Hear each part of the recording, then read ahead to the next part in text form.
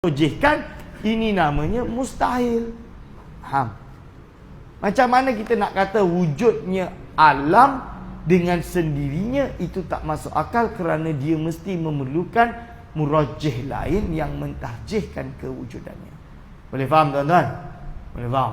Ini dah pembahasan kalami. Lepas tu ada yang tanya kepada saya, Ustaz, tak logik lah. Kalaulah alam ini wujud,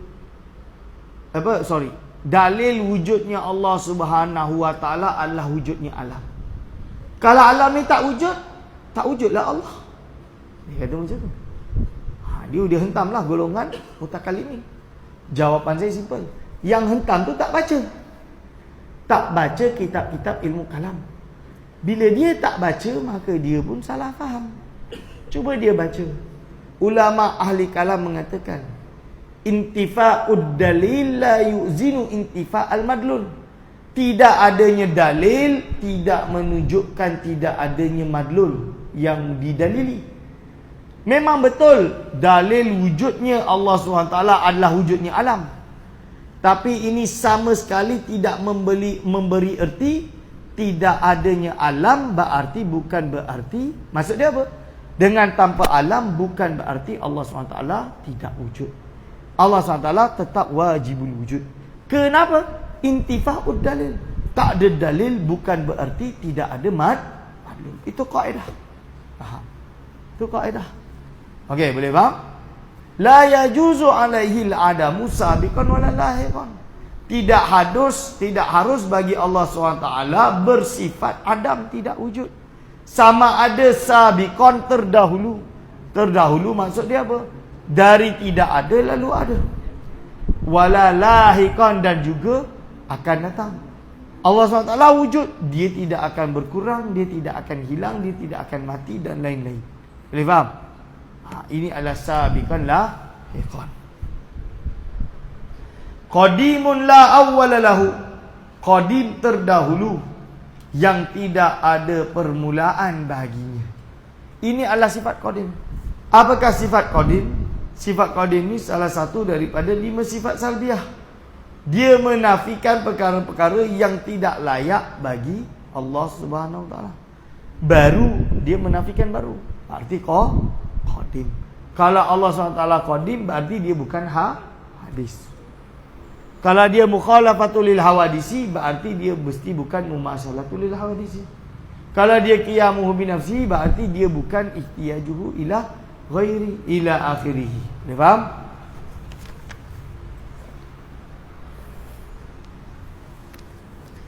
Baqin, tetap, kekal.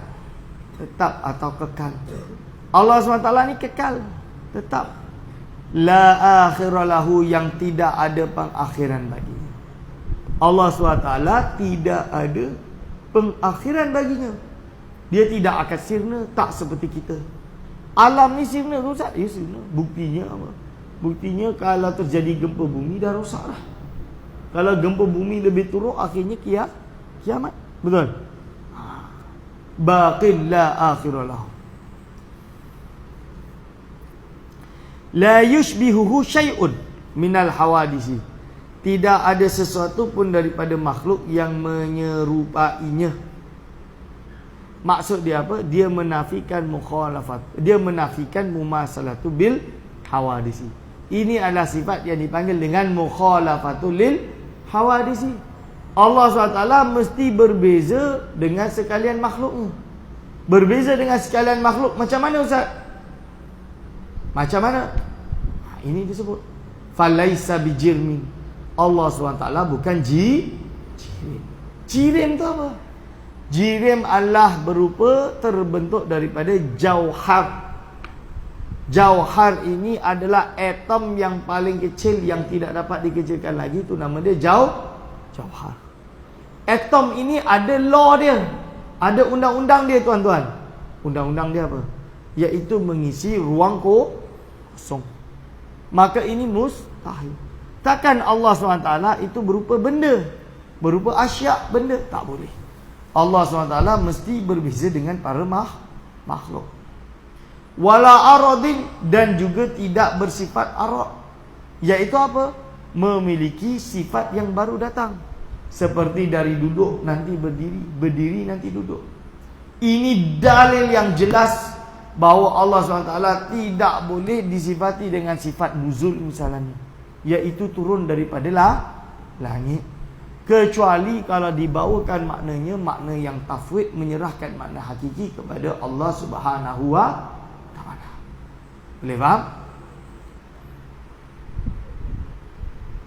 Wala fi jihadin, iaitu apa? Allah juga tidak berarah, tidak mana-mana arah, utara, selatan, timur, barat, kerana dialah yang menciptakan arah.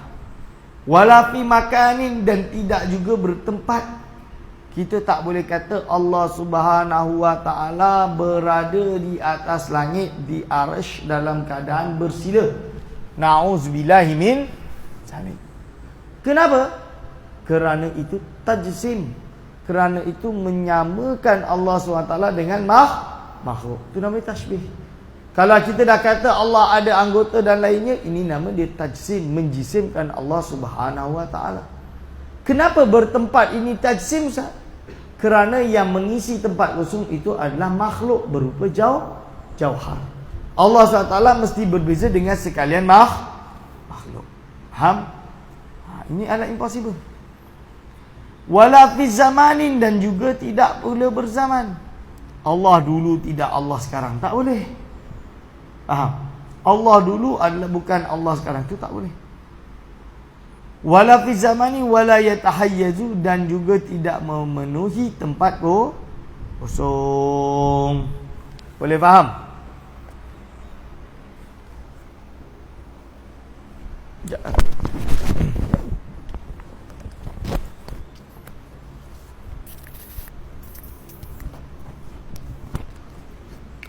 Takut ngantuk pula. Pagi-pagi kena kipas pula tu. Allah. Jadual saya dah penuh. Mungkin ni daurah terakhir. Lepas ni dah tak boleh ada daurah. Aduh, penat sangat dah. InsyaAllah kita cuba yang terbaik. Cuba yang terbaik dakwah kat sini. Okey. Wala fi makanin wala fi zamanin wala yatahayyazu. Dia tidak boleh bertahayyuz. Munazzahun anil mumasati. Allah SWT mesti dibersihkan daripada mumasah. Mumasah tu apa? Gam. Mumasah, sentuh, bersentuhan. Wal istiqrari, dan berdiam. Wat tamakuni, dan menduduki suatu tempat atau ruang. Wal intiqali, dan berpindah. Allah dibersihkan dari perkara ini. Berarti Ustaz, saya baca ada satu kitab akidah, dia kata akidah Imam Syafi'i, dia kata akidah Imam Malik, dia kata akidah sekian. Dalam akidah tu apa dia kata? Dalam akidah tu dia kata Allah ini turun dari langit setiap malam, menunaikan hajat hambanya. Kerana apa? Ada hadis nuzul, iaitu Allah turun pada setiap malam. Dia berkata Allah ada sifat nuzul. Nuzul tu turun. Turun, betul-betul turun. Na'udzubillahi min zalik, kita jawab. Itu tak betul. Macam mana boleh turun? Ini turun, ini nama dia arad. Kalau mumasah, istiqrar, tamakun, dia menafikan jirim, menafikan jihad, menafikan makan. Tapi kalau dah intikal, ini menafikan arad bagi Allah SWT. Kerana turun ini sifat dia aradi, sifat yang baru datang. Dari tidak turun lalu turun, di atas lepas itu turun. Allah SWT dibersihkan daripada segala arad. Faham? Dibersihkan daripada segala arad. Maka orang yang kata Allah SWT ni turun setiap malam, itu adalah salah, akidah yang batilah. Tak boleh. Tak boleh kata macam ni. Hadis itu difahami apa? Nuzul tersebut adalah turunnya rahmat Allah Subhanahu wa taala pada sepertiga malam. Nuzulur rahmat. Faham? Kalau saya jumpa ulama salaf kata nuzul, ini nama dia Tauhid kita akan jelaskan nanti insya-Allah. Wal qurbi, dan dekat. Dekat di sini jangan maksud Allah SWT dekat dengan saya, dekat surah ni, ada duduk. Tak betul. Tak betul. Qurbu ini apa? Qurbu ini adalah yang dimaksud adalah hampir dengan turunnya rahmat kepada dia, jauh tertolak daripada rahmat Allah Subhanahu wa taala. Itu maksud dia qarib. Sebab itu Allah SWT berfirman, wa idza sa'alaka ibadi anni fa'inni qarib. Kalau ada seorang hamba-Ku bertanya kepada engkau Muhammad tentang aku, katakanlah aku tu qarib. Maksudnya aku ni sentiasa murakib engkau, meneliti engkau, tahu apa yang kau buat tanpa terkecuali. Faham? Boleh faham? Wal bu'di, dan jauh. La tahullu dhatuhu fi syai'in wa la yahullu syai'un fi dhatihi. Allah SWT zatnya tidak menempati pada sesuatu apapun, dan tidak ada sesuatu apapun menempati pada zat Allah Subhanahu wa taala. Kita tak boleh kata, ulama sepakat, siapa mengatakan bahawa Allah dan makhluk itu menjadi senyawa, maka ini adalah akidah yang fasidah dan bahkan jatuh syirik dan kufur. Itu jelas ulama-ulama ahli sunnah wal jamaah menegaskan perkara tersebut. Iaitu apa? Dipanggil dengan akidah hulul. Tak boleh.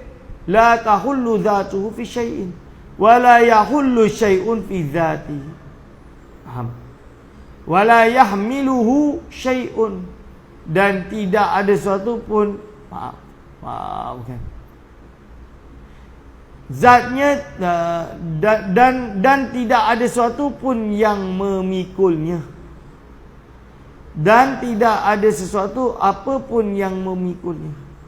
Bukanlah kita nak kata Allah SWT itu duduk atas arash di kursi, sehingga kan apa?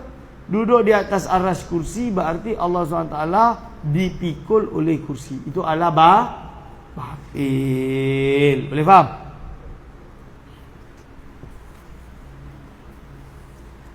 Al-arshu. Ustaz, kalau macam tu Ar-Rahmanu ala arsyistawa. Arshu tu macam mana Ustaz?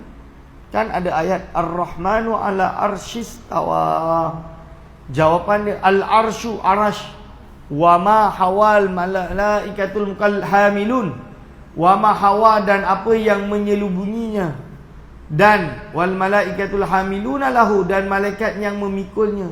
Semuanya mahmuluna bi qudratihi. Semuanya memikul dengan kekuasaan Allah Subhanahu wa taala.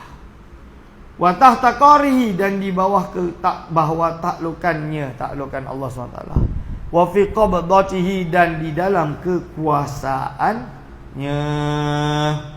Itu arash, definisi arash. Fa kullu ma yakhturu bil bali aw yartasimu fil khayali minat takifati wal amsali yunazzahu anhu kabirul muta'ali.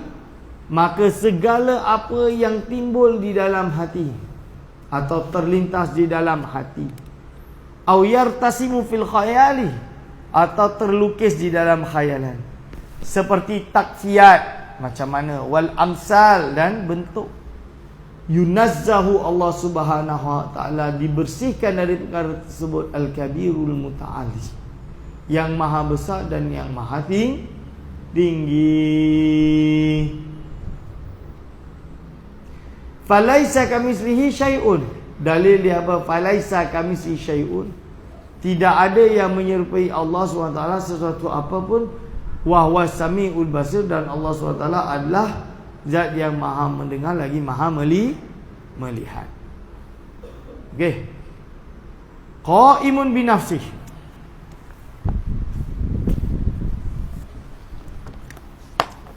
Sekarang sifat qaimun bi nafsihi, iaitu apa? Berdiri dengan sendirinya.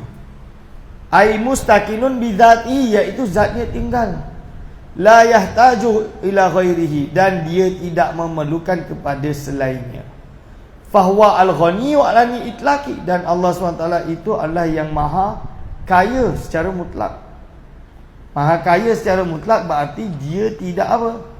Dia tidak boleh disifati memerlu kepada yang lain. Berbeza dengan makhluk. Bermakhluk ini apa? Dia memerlukan kepada apa? Dia memerlukan kepada Allah Subhanahu wa taala. Kan dah jelas. Dah jelas seperti Imam As-Sanusi sebut di dalam kitab Aqidah Sughra, atau dipanggil juga dengan istilah apa? Aqidah Sughra, Ummul Barahin. Apa yang Imam Sanusi sebut?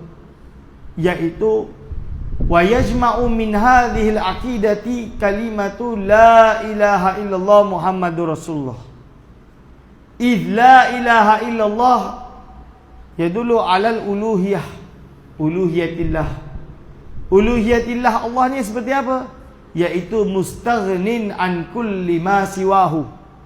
Allah SWT ini tak memerlukan pada segala apa yang selainnya.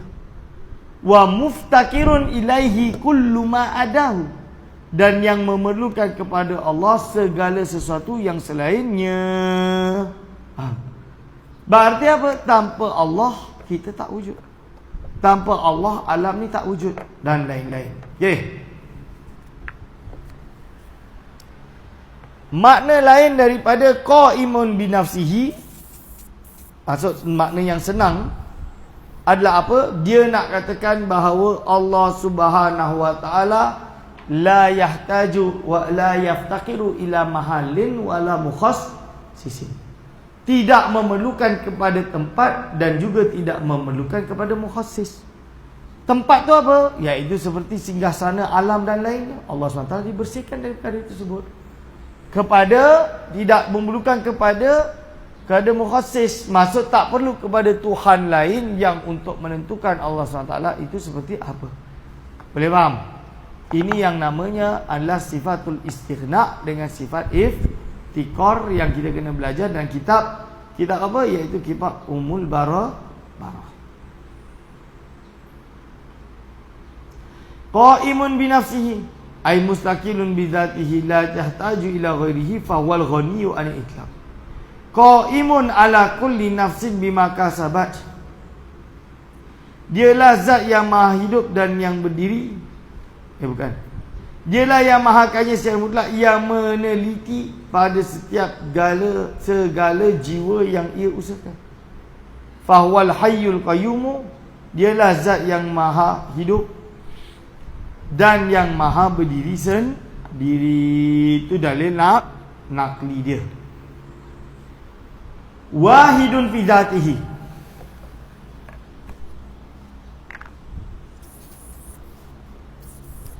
Dah habis dah ubat untuk tak ngantuk. Dah habis. Saya puasa tak boleh nak minum kopi. Biasanya kalau daurah ni kena minum kopi. Kalau minum kopi ni insya-Allah hilang ngantuk. Allahumma salli ala Muhammad. Saya punya kiai, saya ada satu kiai nama dia Kiai Hanan.